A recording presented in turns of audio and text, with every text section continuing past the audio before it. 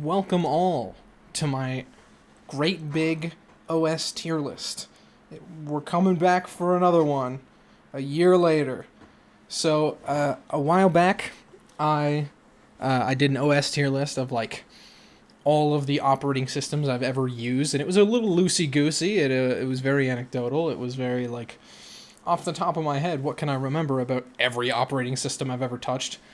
And of course, uh, I was a little out of my depth there because I hadn't used some of that stuff in a long time, and it was also like 1:30 in the morning, so it's a little earlier in the day than that. And for this edition, we're just going to be looking at the operating systems I used for the last year. So everything I came in contact with that had any kind of impact on me, I'm talking about here. So it's a little bit more concise, and I'll have a little bit more intelligent stuff to say on each of the operating systems. So, I say we get started. We go right ahead with probably the de facto operating system that I used for, I'd say, most of this year, especially at work on customers' computers and things like that, and that is your old pal Windows 10. Now, Windows 10 it's been just like any old year for Windows 10. It's had its fair share of issues, crashes, and cumulative updates, all that kind of stuff. But in general, it's been probably the most stable year I've had with Windows 10. In terms of just its raw, like from Microsoft, what is the base package you get. And Windows 10, 21H1, and 21H2 have been generally pretty stable, pretty good. But in my personal experience on my personal rig, it's been annoying in certain ways, or just like it got old.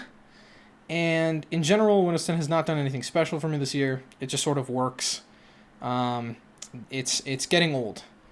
So I'm gonna put this sucker solid in C class. I've seen it break too many times this year in ways that I had not seen it break before, and I've also reinstalled or installed new installations of Windows 10 more times than I can count for the last year.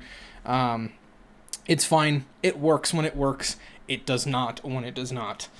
And I think part of the reason Windows 10 is kind of on the back burner, why Windows 10 gets a C tier from me, is because, well, Microsoft's baby this year was Windows 11. Their focus was on their brand new operating system, Windows 11, which, if you know anything about anything, is not brand new. It's just Windows 10 with a really nice new coat of paint. It's got a new taskbar. It has some new apps that were exclusive until they weren't. And when I say that, I mainly mean like the Microsoft Store the update has been backported to Windows 10, so you have a Windows 11 Microsoft Store in Windows 10. It has some nice new features. It's got a better settings app.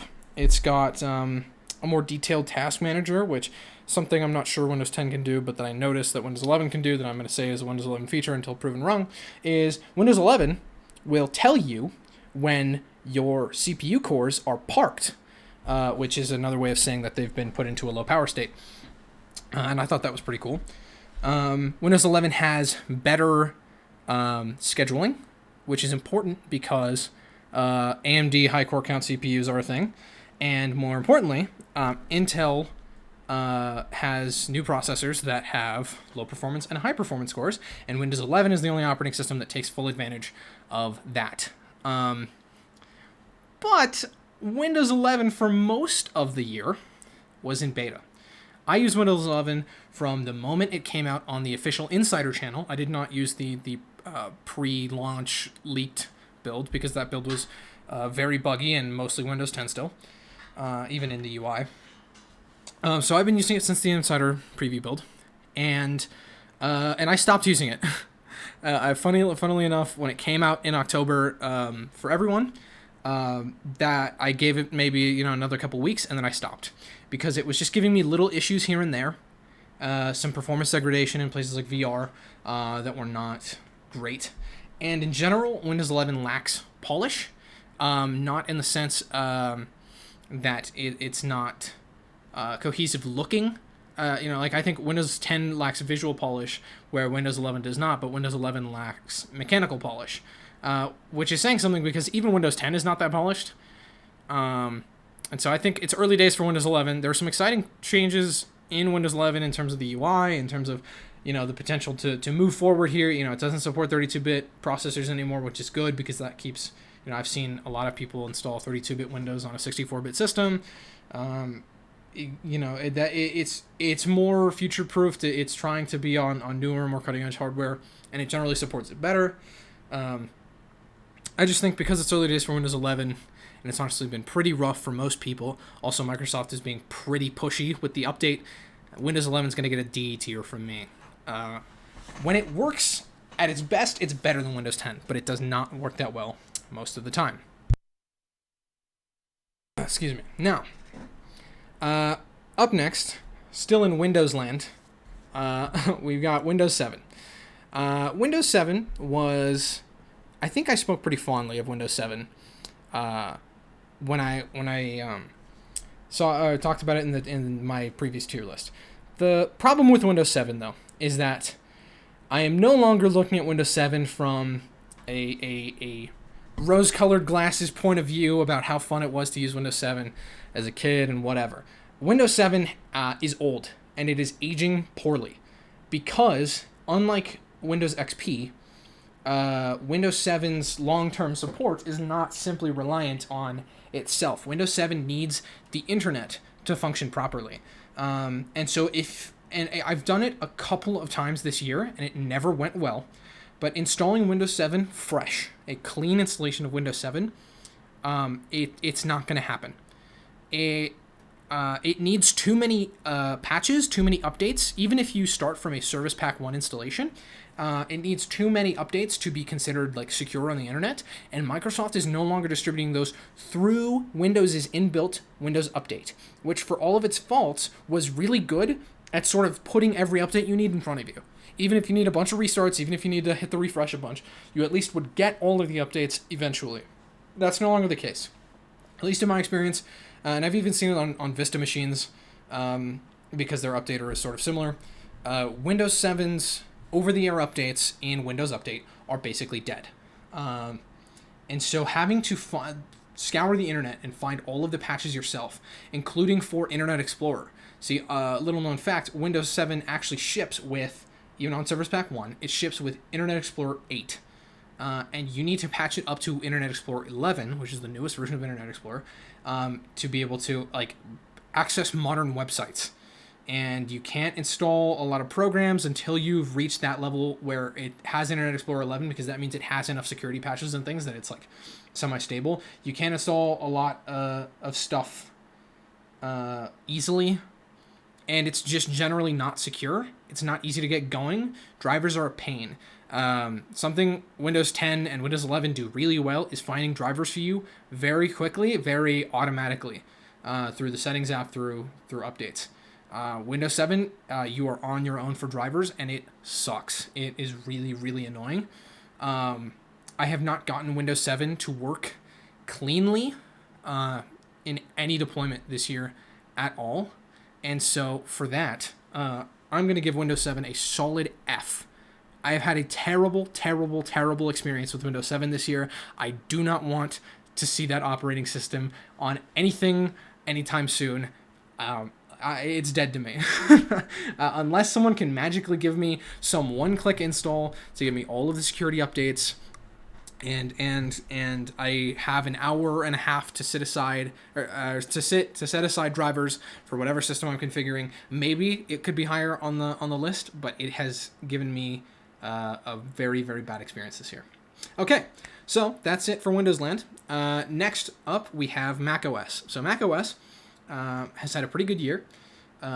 We started the year off with Big Sur, and so that was around 11.2 or 11.1. So when Big Sur initially came out, it had some issues. It was a little buggy. It was crashing some people's systems. But by year start, Big Sur was off to the races.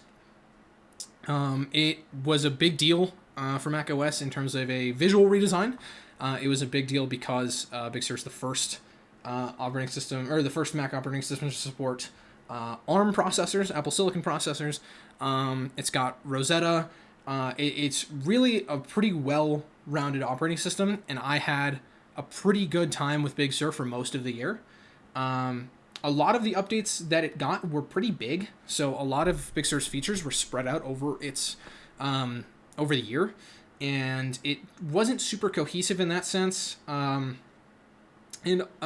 Big Sur was also very prone to breaking. Even up until like 11.3, if someone was updating from an unstable version of Big Sur to a stable version, the instability of the previous version could still kind of rear its ugly head, and it just didn't. It was a little rocky in some places. Generally, a pretty good operating system. It brought with it Safari 14, which had some nice features. But ultimately, aside from all of the under the hood stuff for the new architecture and from the visual changes, it actually wasn't very feature packed. There was the control panel, which was a big improvement over Catalina's. Nothing. It just didn't have anything. So it has a very iOS-like control panel. It has better notifications. It's better than Catalina. But yeah, it just didn't have all that much once you actually started using it. Still pretty solid, pretty great. I'm gonna put Big Sur. I think I'm gonna give Big Sur a good B tier. Next up in macOS land is Monterey, and the reason I sort of jumped straight into Monterey is because it's basically Big Sur, but better. So Monterey cleaned up all of Big Sur's sort of jagged edges. Monterey was a stability release. It had a couple improvements here and there. The couple of features that were really cool were things like SharePlay and stuff that didn't actually end up happening until later. Actually, I'm not even sure if SharePlay's even in in Monterey yet. It might have just been added, but Monterey I think generally has its act together a little more. It's got some new power saving features on more modern Macs. I find it significantly more stable. From day one, the installation was rock solid, and that's shown in how many releases of Monterey there have been. Monterey has only had 2 releases, which was the launch release, which was 12.0.1, and an update 12.1, which added a couple of features there. So it's been very stable. It's kind of worked on everything I've installed it on. Monterey would honestly be in A tier for me. The one thing that I'm going to give Monterey a B tier above Big Sur in, because it's just Big Sur but better. The reason I'm not going to put it in A tier is because Monterey does not have support for a lot of Macs that I think it should. So any 2013 and I think even 2014 MacBook Pros, MacBook Airs that definitely ran Big Sur and ran it well don't run Monterey. And it's part of Apple's sort of Apple Silicon transition where they're trying to slowly get everyone off of old hardware onto new hardware, but it's a little ridiculous when I understood going from Catalina to Big Sur or from High Sierra to Mojave when there were bigger updates under the hood, but from Big Sur to Monterey where they're almost identical, it was ridiculous. I think more Macs should have supported Monterey, or every Mac that supported Big Sur natively should have supported Monterey natively. And that's not really the software's fault. That's Apple's fault for not wanting to support it. But it's still pretty lame.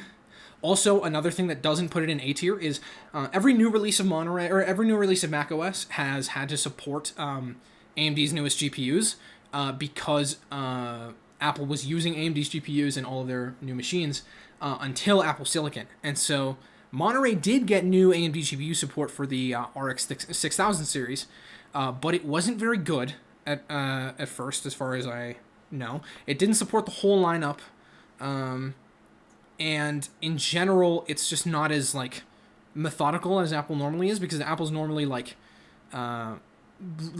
ready with GPU optimizations. Big Sur had the 5000 series GPU support ready to go right off the bat because they bundled the RX 5000 series GPUs with the Mac Pro as soon as they became available. So the Mac Pro initially launched with and like an RX 580 type option, and then some Vega cards, and those Vega cards are still available, but now they will sell you an RX 5000 series card, and so they were on it with the 5000 series support. 6000 series support has been not as good on Monterey, and external GPU support has also been not as good on Monterey. So it's unfortunate that that's getting a little worse, but it's because Apple's priorities are no longer in that space, and at some point when they're entirely Apple Silicon, they will probably ditch desktop GPUs altogether, and that'll be it. So it's a sign of things to come. Still generally better than Big Sur. Good operating system. Okay, next up with the rest of the desktop operating systems. So this year, and especially in the last, I'd say 4 months, 6 months, I have been giving Linux a try in earnest. So I've been trying a couple distributions and learning a lot about Linux and how it works for the general user. And so the biggest thing, the reason you see like these two are the same logo, the biggest thing I learned about Linux distributions is that they not only differ in how they look, in terms of their desktop environments, they also differ in terms of who is maintaining them. So there's a bunch of different groups of people maintaining different distributions, and they are also different from an architectural standpoint. So from a like baseline, what Linux thing is it based on? So saying that you run Linux is not this as simple as just saying I use Linux. You have to say I'm running you want to say you're running Manjaro. I'm running an Arch Linux-based distribution. It's called Manjaro, and it's using for example, the KDE desktop environment. So there's 3 like important distinctions for how to talk about what kind of version of Linux you're using. So first up on the list is Linux Mint. So Linux Mint is a Debian-based distro, and I was using Mint's Cinnamon desktop. So I gave Mint a brief trial period on my laptop and tried the live USB on my desktop. I think I had a brief install on my desktop. Mint works well when it works well, and what I mean by that is if you have a computer that is like it's a couple years older, especially if it has AMD graphics, Mint will sort of install and just work. If you have NVIDIA graphics, it will give you a pop-up and say, here's the drivers you need. Go get these. And that's pretty useful. Where Mint fell apart for me was I wanted the newest possible kernel. So the kernel is sort of the baseline functions of the operating system, and the kernel dictates what kind of support for hardware there is, and generally how the operating system behaves from like a core level. And so I wanted the latest kernel because I have some pretty recent hardware. So my laptop has a Ryzen 4000 series APU, so Renoir, and my desktop I have a Ryzen 5000 CPU and a 30 series GPU. So I needed some pretty modern support. So I'm thinking I need to be on a newer kernel, and so I believe the best kernel to be on for my hardware is like 5.13 or 5.14 or newer, which I think the latest experimental kernel is like 5.16. So like a really recent kernel. And Mint shipped to me, at least I think Mint is getting an update in around around this week or something like that. I think it's 20.3. I was using 20.2, the newest release a couple weeks ago. And it shipped to me with like kernel 5.4. Which worked, but I was like, this isn't as fast as it could be. And on both my laptop and my desktop, when I updated the kernel, it seemed like it was going to work really well.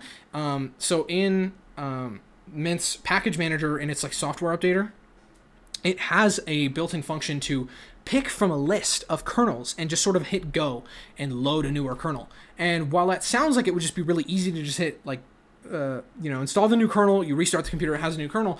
In practice, it caused instability.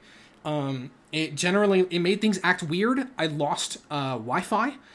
I lost graphics drivers on the NVIDIA side. It would tell me that that I needed to reload them, even though I had already downloaded the latest NVIDIA Linux drivers, and it generally caused instability. So I think Mint is really good for a simple one-click experience, like just like one-click install. If you're on a slightly older machine, so something new but not too new. So if I had like an 8th gen Intel 8th gen laptop or something, or I was using a GPU like a 900 series GPU or an AMD GPU, and I didn't really have to worry about having like the newest kernel, Mint would have been better. But Mint was just like inconsistent with new stuff, and honestly, it didn't work for me that well. I'm gonna put it in D tier. It could have been better. It had a lot of potential. It just didn't work out for me. I put Mint first because Mint was sort of the distro I'd always assumed would probably be the one I would end up using, and that seemed the best looking because it's very Windows-like, or at least Cinnamon is very Windows-like. And so I had high hopes for Mint, and it let me down. Something I also had high hopes for that didn't let me down was Popos from System 76. So Popos is also Debian-based, but it's running a System 76's flavor of the GNOME desktop, and it surprised me. So a couple things I learned. So I used Linux way far back. I think I included it in the original tier list. I used a version of like Ubuntu from like 2016 or 2015, and GNOME was not what it is today back then. GNOME has changed a lot. I was expecting really a pretty primitive experience. Like I was expecting laggy animations, unresponsiveness, and I was not expecting to like the visual look of GNOME, and I was proven wrong. GNOME has matured a lot with GNOME 40. GNOME 42 is like about to come out, or is sort of the new hotness there, and it's very put together. It has very good like window management. It has really good desktop management, virtual desktop management. Its settings are very cohesive but simple. And Popos specifically, System 76's package of it, of GNOME was just good looking. It was very visually appealing in a way I was not expecting. It has a lot of things from like a lot of smaller visual elements from like macOS that I really like, without being like too dumbed down, or like without having macOS's sort of visual identity. So I really liked it. I was surprised by that. And Popos was also really surprised me in how modern it was. So Popos ships, Popos' latest release for the fall of 2021, ships with kernel 5.15. So it ships with a really new kernel. So I didn't have to worry about configuring the kernel there, which was honestly, it was a big surprise, and it was pretty nice. To not have to go and mess with the kernel updater the way I had to with Mint. And Popos also ships with a NVIDIA packet, like an NVIDIA driver packaged ISO. So when I tried it out briefly on my desktop with NVIDIA graphics, I didn't have to go and find the NVIDIA drivers or go and tell it to install the NVIDIA drivers. It just sort of had them preloaded. And that's nice, because the NVIDIA drivers on Linux kind of suck. And so if pre-packaging them just removes that little bit of headache. In general, NVIDIA's drivers suck on Linux, and so I didn't use it very long on my desktop. But I ended up, sort of by accident, using Popos as my main operating system on my laptop for like 3 months. And that was like taking it to class, like using it in Zoom meetings, writing documents, like papers on it, using it like to watch videos and stuff, and it just worked. I was expecting more instability with Popos. And so for my simpler use case on my laptop, Popos like kind of blew me away. And I'm seeing reports that System 76 is working on a custom desktop environment that isn't GNOME. And I'm like super stoked. I really think System 76 is doing some big stuff here. Honestly, I'm going to give Pop an S tier. My experience with Pop was fantastic. And I know that Pop, it's not perfect by any means. It's not, they're not done with it right. But I honestly had a really, really good time with it. Here, hold on. I messed up the alignment here of the tier list. Hold on. Oh, did I get it? Oh. Yeah. Oh, wait. Okay, brief intermission to fix the window. Nobody move. Everybody calm down. Maybe? Yes, perfect. I'm gonna lock that layer. I'm using GIMP, which I'm not very familiar with, so bear with me. I'm trying out new things. Okay, so yeah, Popos totally blew me away. Totally worked super well. Played games super well. Did the everyday stuff super well. Really, really great experience with Popos. Proportionate to my expectations, which were already pretty high.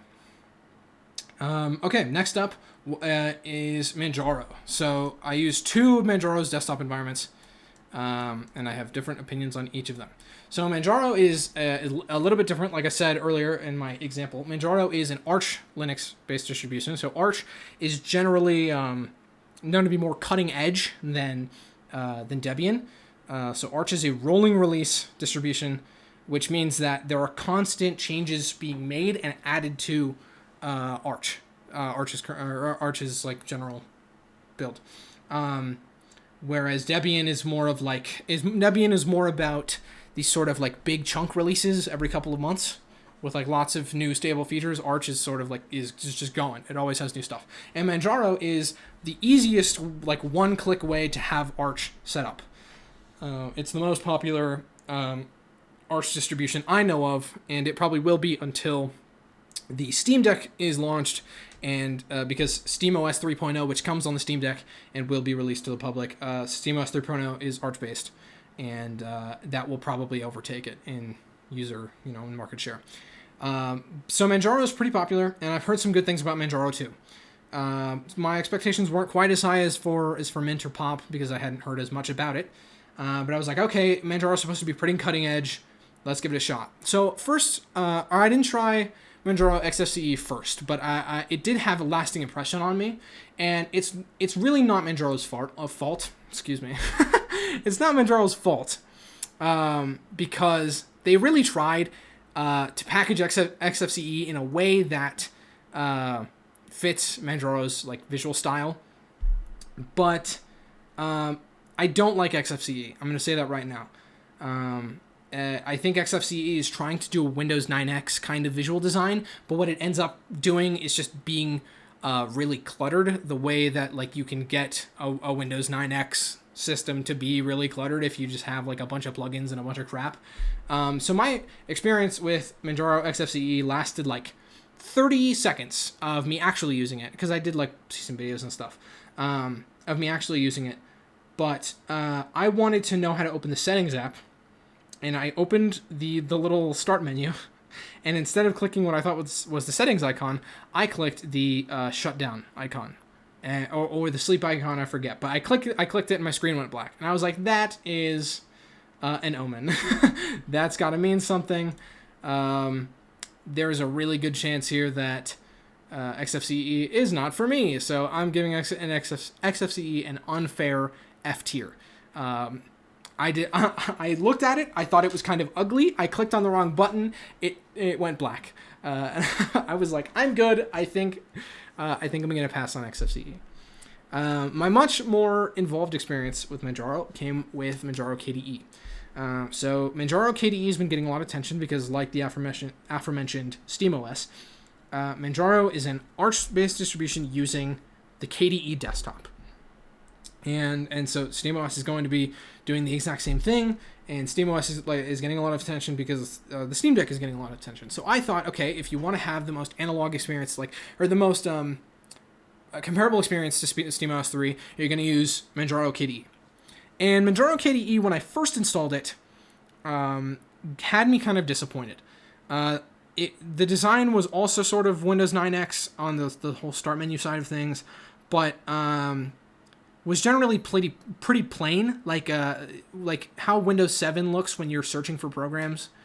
The taskbar seemed pretty busy, and I didn't really know what was going on. Like, I didn't know what any of the icons did, and so I was like, wait, there was a virtual desktop icon that I first didn't know how to mess with, and I sort of clicked it, and I was like, and it was switching me between desktops, and I was like, this looks weird. What's happening here? And so in general, I didn't like how it looked at first. I gave it a brief try on my laptop before switching to Pop OS, and then I had my whole experience with Pop OS. But I've been trying Manjaro as of late on a separate computer and on a separate desktop. And it's actually been pretty nice. After becoming more familiar with some other Linux distributions, sort of their visual intuition of like how the user should interact with their virtual desktops and all this kind of stuff. Seeing some user videos. I came into KDE, Majaro KDE with a newfound interest in how KDE was packaged in Manjaro, and I think it's actually pretty good. I don't like its default visual styling of like green and black, but after, changing the wallpaper, changing the UI theme and stuff like that, I think it actually came out looking pretty good. Excuse me. And I think Manjaro does a lot of things really well. So Manjaro, it's a rolling release. It came with the latest kernel, 5.15, so nothing to mess with there.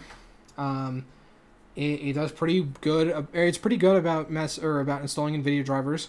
But I wasn't trying it on a system with NVIDIA drivers, so that's more anecdotal. It's what Linus used in his Linux challenge, distro of choice, and I think Manjaro KDE actually works pretty well for not a Linux like newbie, but not. It's friendly to power users, while being approachable by sort of intermediate users. And so I'd consider myself kind of an intermediate user just because I'm generally more nerdy, and so even if I don't know what I'm doing, I'll find out what I need to be doing in a new Linux distro. And I think Manjaro was pretty approachable there. It's doing pretty well, but it has yet to prove itself to me in terms of like long term. Is it as good as Pop OS? Is it as legendary? And I don't think so. I think Majaro KDE is just a good experience, with nothing special, and that's about it. I'm gonna toss Majaro KDE right here in line with the releases in Mac OS this year. It was good after some rough first impressions. Okay, next up in the Linux gauntlet is KDE Neon. So after seeing KDE and seeing some videos on it, I realized that Manjaro's flavor of KDE, at least from out of the box, doesn't look very good. And I was like, why is that? And what is KDE actually kind of supposed to look like? And so looking on KDE's website, I tried to find out, I was looking at their list of distributions that they offer the KDE desktop on. And for some reason, my eyes kept glossing over KDE Neon, because I assumed it was some other, third-party distro, like Manjaro.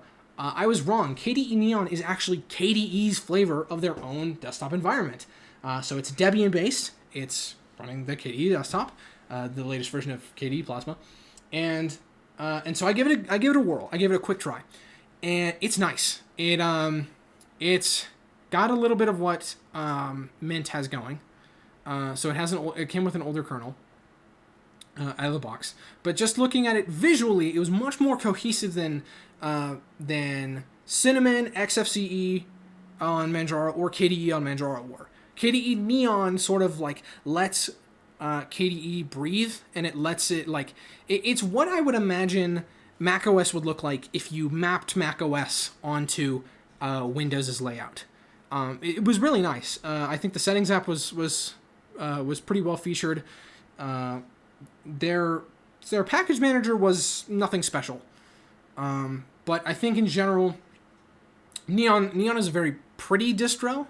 But I don't know how much work I could get done on it, or how much I could game on it.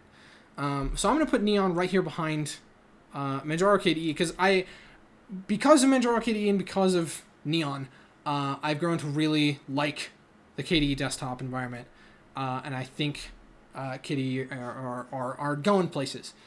I think if you're looking for the best looking KDE distro out of the box, Neon is the way to go. And then the last Linux distribution I have on this list is MX Linux. So MX Linux, I again had a very brief trial run with, and it was because it was actually a customer wanted to use it, and so I thought I'd poke around after installing it on a customer's machine. And he specifically said, he had tried Ubuntu and he had tried MX Linux, and he was like, I want MX Linux, put MX Linux on it. So MX Linux is the only time I give Xfce a shot. MX Linux is like default download is with the Xfce desktop. It's Debian based, and the package manager is simple. I think Xfce on MX Linux looks nice. It looks certainly a whole lot better than it did on Manjaro. In general, there's nothing MX Linux does that any other Debian-based distribution couldn't do or do better. But it came with a pretty recent kernel. I think it was like 5.13 or something. It was pretty new. It was responsive. It looked clean, especially the most recent release. The most recent release has some changes to how they packaged Xfce. I think MX Linux honestly surprised me because I thought it would be bad. Like, I thought it would be just bad, and it was actually pretty good and pretty good looking. So I'm going to put MX Linux right here in C tier because I didn't really give it too much of a chance. I didn't really care for it after. But poking around in it for those couple of minutes was nice.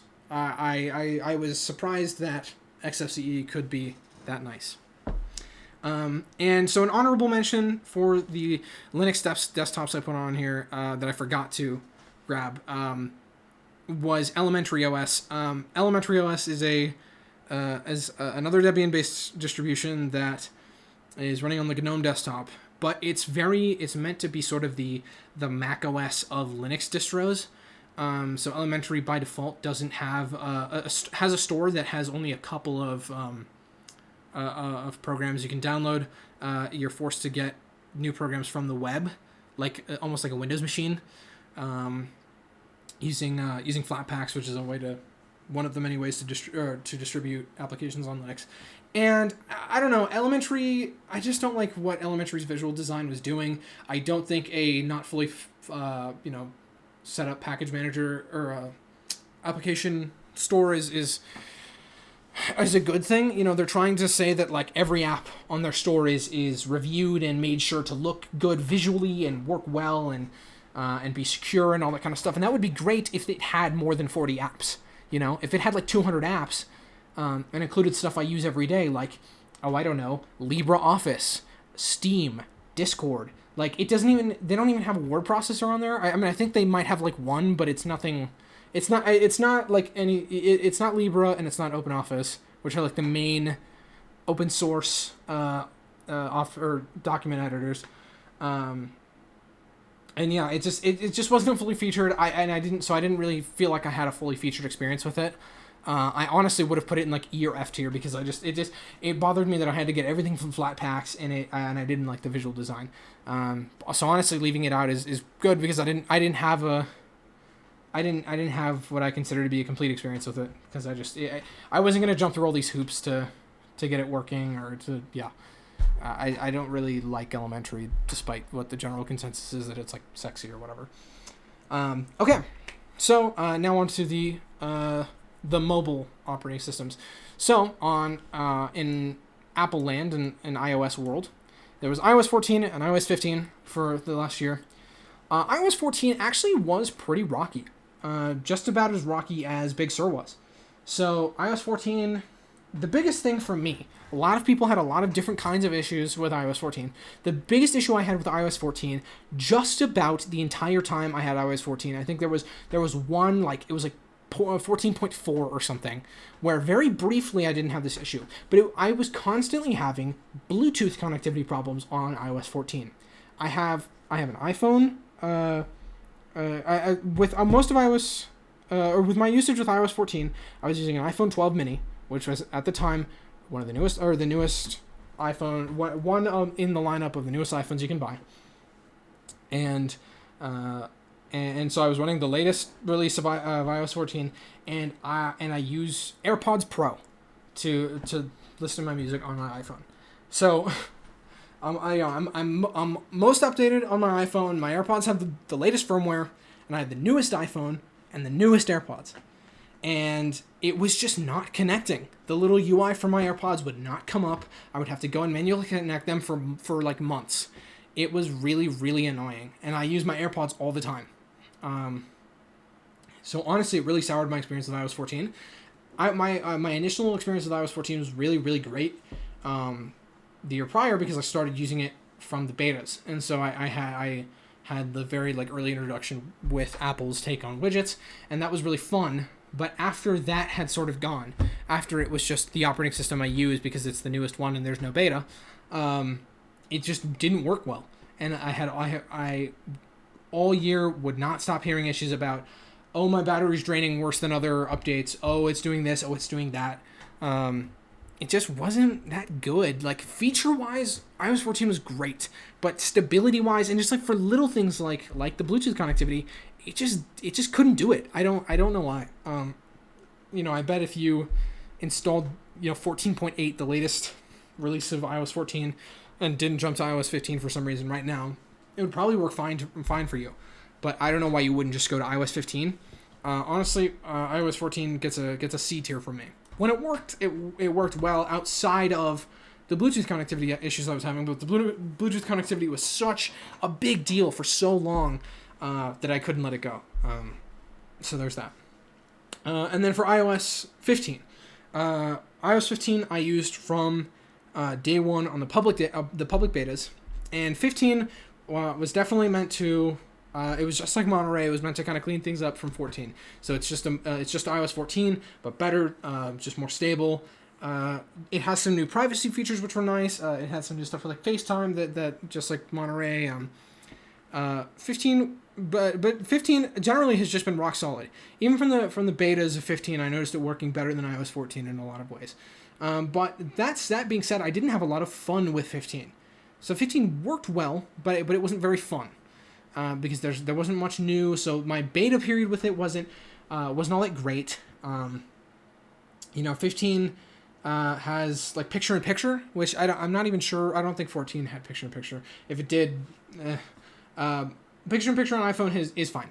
It works well enough.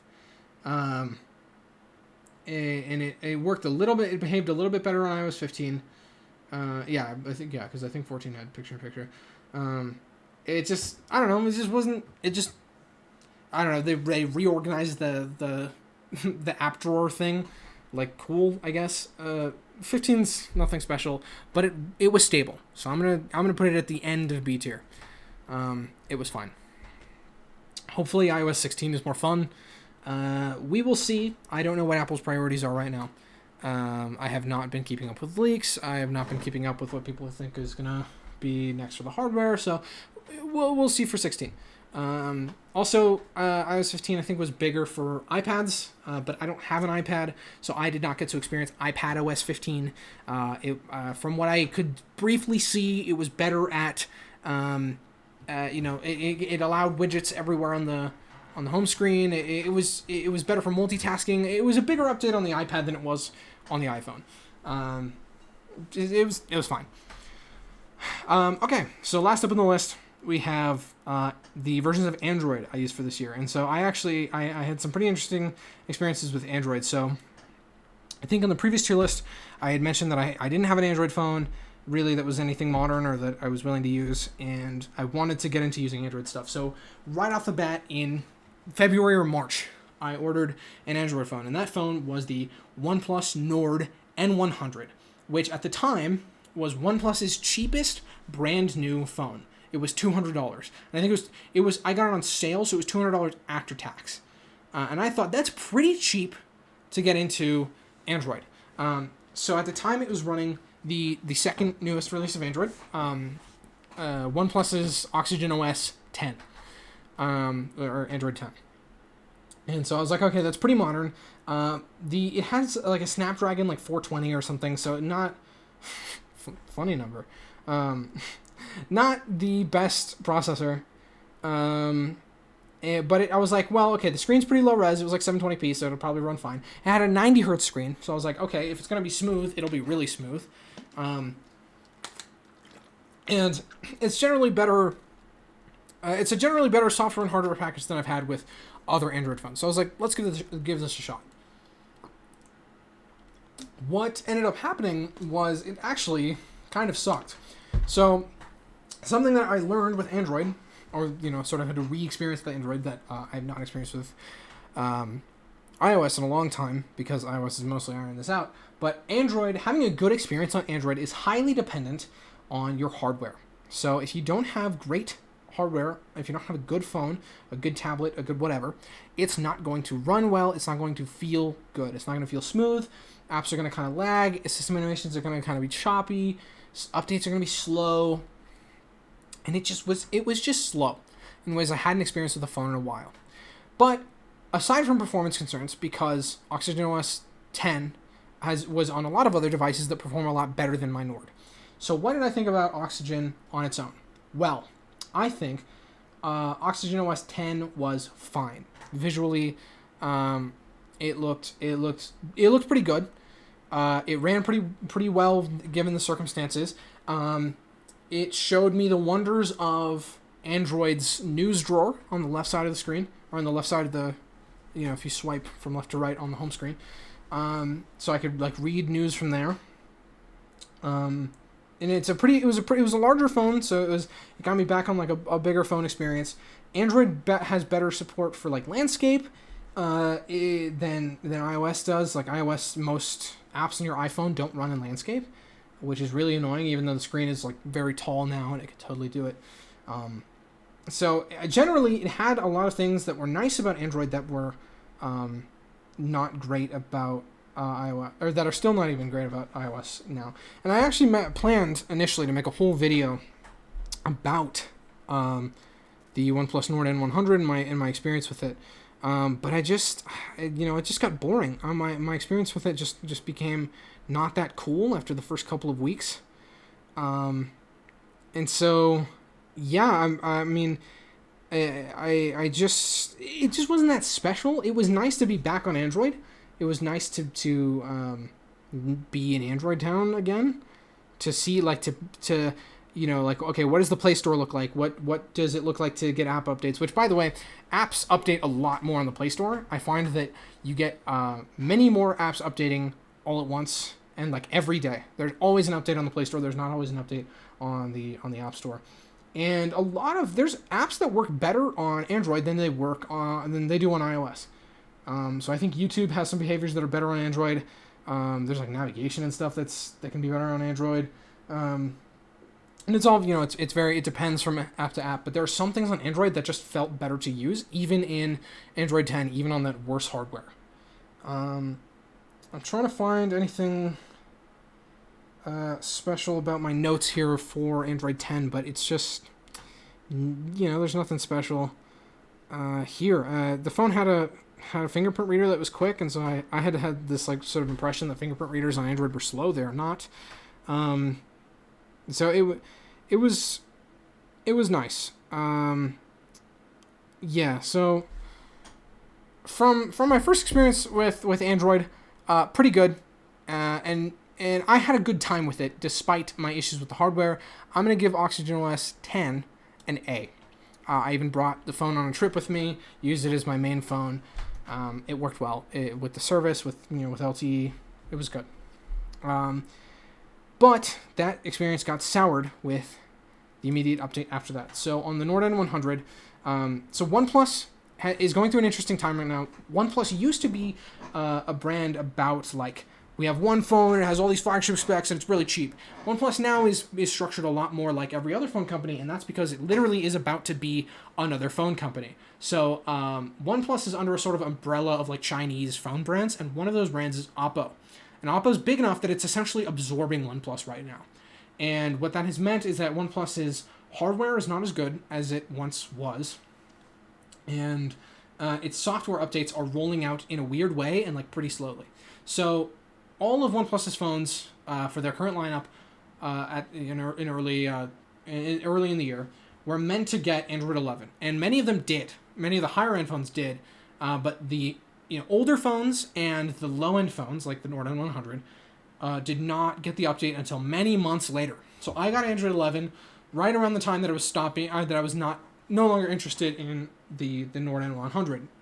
And Android 11, or OnePlus's skin of Android 11, looks ugly. It does not look as nice as Android 10 did. It doesn't run as well as Android 10 did. It was you can tell it's sloppy, and that it was just sort of thrown out there to appease the people that wanted to be on Android 11. And so it does future-proof the phone from a software and security perspective, so it will be able to load more apps and stuff into the future, but it does not feel good to use, and I think it looks terrible. It's got this like red theme that's like, it like thinned out a lot of the UI options, and I think it generally looks ridiculous. No matter what I do with it, it does not look as good as Android 10 looked on it. I'm giving Android 11 an E tier, because while it is technically more functional, it was lame to go from Android 10 to 11. And installing, I was excited for Android 11 because it was newer, and once I installed it, I regretted that excitement, and I promptly put down the phone. I still have it. It still works perfectly fine. I just don't like OnePlus's flavor of Android 11, and that's awful because that's the last OnePlus made Android operating system there will be. Because of the Oppo merger, there will never be another like Oxygen or Hydrogen OS from OnePlus. It will all be Oppo's Color OS skin of Android, and that's lame because I think Oxygen OS 10 had some really great like configuration. It had a good visual design, and they dropped the ball. So that's unfortunate. I don't think I'll be ever getting on the OnePlus phone unless they have some sort of comeback. And I think that's it with my brief fun with OnePlus. So finally, we've got my experience with Samsung's flavors of Android. So later in the year, I picked up two different Samsung devices, one out of necessity sort of, or functionality, and one because I'm a nerd. So I picked up first the Galaxy Z Flip 3, and that's because I had been dying for a folding or flip phone, and I wanted to see what using that kind of display was like. I've been seeing all this stuff about the Galaxy Folds and the first Galaxy Flip, and none of them seemed like cohesive enough experiences until the third generation. So Z Flip 3 and Z Fold 3, I think, are really, really great products, and I think they cleaned up a lot of the first gen feel of Samsung's first foldables. So I picked one up. I got it at a discount with a trade-in, and then the other device I picked up was a Samsung Galaxy Tab S7, which was Samsung's newest, most powerful tablet at the time. It still kind of is. There's an S7 FE with some more specs. But the S7 I was using, and I'm still kind of using for note taking at school. So it's got a pen that comes with it, and it's got a high refresh rate display. And so I thought, it's small, it's light. I'm gonna use this for taking notes at school, and I did, and it actually works really well for that. So something that was really great about being in high-end Android land. So both of these, so the S7 has a Snapdragon 865, and the Z Flip 3 has a Snapdragon, I believe either an 865 or a Snapdragon 888. I can't remember which. Either way, Qualcomm's like newest or second newest flagship processor. So very, very big jump from an old low-end processor on the OnePlus side. And it made the difference. The phones are built well. They are fast in just about every scenario. They both have 120 hertz displays, so everything is very smooth. And so my first experience with them was with One UI 3.1, which was Samsung's skin for Android 11. And it was nice. It looked like the same between the tablet and the phone, which I wasn't expecting. That's something that like you can expect from iOS and iPadOS, but that I had not seen with Android, or at least Android skins that were on both phones and tablets. Normally, like on the tablet, it just looked like a big phone UI. That is not the case anymore. The tablet has like a Samsung DeX mode, which is their like a laptop mode, where it essentially becomes like a Chromebook, where with like Windows and all that, like window management and stuff like that. It just worked well. It had all these little features that I had never seen on the iPhone or anything. Like so yeah, like 120 hertz was a big deal because well, it's adaptive, so it's not just any old 120 hertz. It slows down when you're not like scrolling, so it didn't affect battery life for me at all. I daily drove the Z Flip for a little while, and I never noticed any degradation in battery. Like, it was never any worse than my iPhone 13 mini, which the mini is the worst case scenario for the iPhone, and it was better than that. So for me, that's pretty good. For some people, the battery's not enough, but for me, it was pretty solid. I think the skin is just a really good looking skin. I think Samsung's default wallpapers and its the sort of rounded corner design suits the phone really well. On the flip side, for the flip phone, the cover screen looks really good. So it pops up with the time, and then you have widgets for the weather and for music control and stuff like that for notifications. And so I could never like respond to notifications from the cover screen, but reading notifications from the cover screen was really useful because it helped me like look at notifications and decide like, do I need to actually get into my phone and mess with this, or can I just read it and put my phone back in my pocket? So it was a very like snappy way to do that, and that was good amidst a time where I put down my Apple Watch. I realized I sort of didn't need my Apple Watch for anything. It was annoying to wear. It was annoying to charge. It had been giving me issues. So I stopped using a smartwatch. So I was just looking at my phone for all these notifications, and on the flip, it's really nice to be able to see your notifications at a glance on the cover screen. The newsstand on Android 11, on Samsung's Android 11, worked really well, and I used the Google Newsfeed really often because on the iPhone I'm using Google's like news app, but on Android it's really nice to just be able to swipe and just like read all the latest stories. It tells you when you have to update the stories, and it'll just feed everything adaptively. Like on the news app you have to go into like technology and you have to see like what news is relevant there. I get to just see like all of the latest tech news, like boom, right there on the home screen, and I can just swipe away and be done with it. I tried some like games and stuff. Generally like the phones performed really well.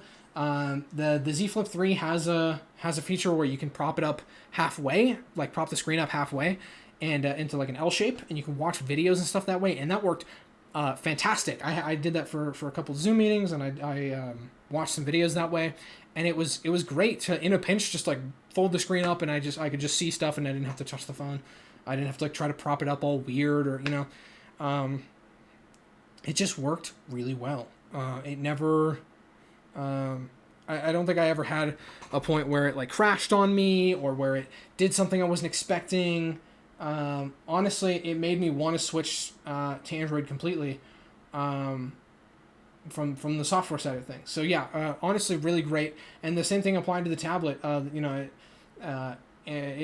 One UI 3 supported split screen modes for most apps, and the split screen stuff worked really well.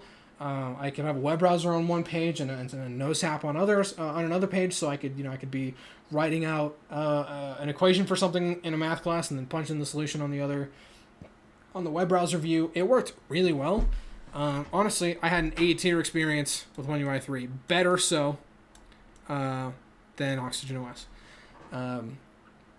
And so recently, the final OS in the tier list, what has postponed this, because I would have done this like 2 or 3 weeks ago, is One UI 4. So it's the update to One UI 3, of course. It's Android 12.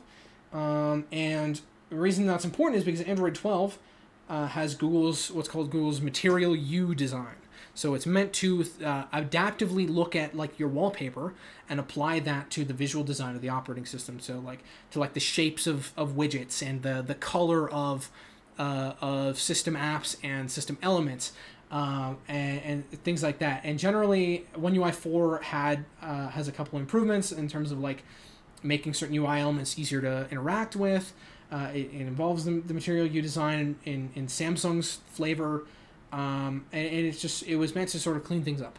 And I had the complete opposite experiences I had with Android 11 on the OnePlus side of things with Android 12 on Samsung side of things. It came out and immediately it just looked beautiful. Like all of the little visual gripes I had with One UI 3 gone. Like everything just looks great. The color palettes it chooses from your wallpaper are magical. You go into like your notification shade, and your like brightness slider is a certain color, and all your little icons are the same color, and the system apps are all the same color, which is important on Android, because on Android you have more system and pre-installed like stuff that isn't bloat, but it's just like part of Samsung's like software suite. So it's like Samsung's password manager, Samsung's like Galaxy Store because there are apps that are in Samsung Store and there's apps that are in the Google Play Store, contacts, like just the phone app, like just system apps, and it made them all one color, which is great because now I can see all of my system apps separate from my third-party apps. I can look at them all in the sea of apps that I have and be able to distinguish between all of them, or like I can just see like, oh, these are the system apps, and it still feels perfectly smooth. It made the news feed look better. So the news feed before had these like kind of like little squares with text and then like a translucent background. Now it pushed each little news story to a bigger square, like they're edge to edge for each story, and it just looks great. So I noticed no performance degradation, more customization options. It looks better. It just blew me away. So honestly, I had an S tier experience with One UI 4. I've only been using it for a couple of days. I got it on the tablet first. I just got it on the phone. I used it on the phone for the whole day, and it was great. I have never wanted to switch to Android more than I do right now. The only thing keeping me from switching to Android, honestly, is the Flip specifically has a couple of hardware things that I don't super love in a daily driver. Honestly, if I was going to switch to Android, I'd buy a non-Flip phone for now. But yeah, just a great experience with Android 12 there. Honestly, if you have a phone that is going to support Android 12, get excited. And if you have a phone that does support Android 12 and you haven't updated, do it. I think it looks great. And worst case scenario, all the new customization options and stuff, they're optional for the most part. So you can just like go with the default system color palette and not mess with any of that stuff, and it'll look just the way it did before. So if you're running, if you're running a new Samsung device, if you're running a Pixel, I think Android 12 is Android's best update in years, and I think visually they have officially they are contending now with iOS, because they are it is visually distinct in a way that iOS has not achieved, and I'm genuinely very impressed with Android 12. So yeah, that's it. Those are my thoughts. I think this tier list is a lot more cohesive. There is still a lot of my like personal preference and just like I didn't like it, so so I gave it a bad review. But it's all just meant to be lighthearted. This isn't a quantified view of one OS over another. Just my experience, my thoughts. I will, if I find that I am using a wide variety of operating systems throughout this next year, I will make another chart like this. But I don't, I think 2021 was a year that I had a lot of new experiences with operating systems with Linux and Android, and that was really a lot of fun. And I don't know if I'll be able to replicate that for this next year, because I'm feeling pretty good about these Android phones, and I'm feeling pretty good about like Popos and Manjaro. I might just do is make I might talk about how Windows 11 changes next year. What like a year one check-in on Windows 11's updates and changes. And the biggest thing is SteamOS 3. How SteamOS 3 stacks up to Majaro KDE and KDE Neon. And if I'm able to get a Steam Deck this year, which I'm very far back, I was already very far back in the wait list before the delays, and now there were delays for the Steam Deck. So if I can manage to get my hands on a Steam Deck within the next year, I will talk about what the software experience is like on the Steam Deck itself, or at some point, if it permeates, if SteamOS doesn't change too much post launch, and I get a Steam Deck super late, I probably won't even say anything about it. But I might give SteamOS a try on the desktop if on the desktop it works well, for like just the general ISO download. So yeah, that's it. Let me know if you had any experiences with any of these operating systems or any OS I didn't list. Like what any flavor of Android you have that you have any thoughts on, or a Linux distro that you liked or didn't like. Because Linux has been getting a lot of attention lately, of course, which I think is great. I think Linux is growing growing in a really positive direction very quickly.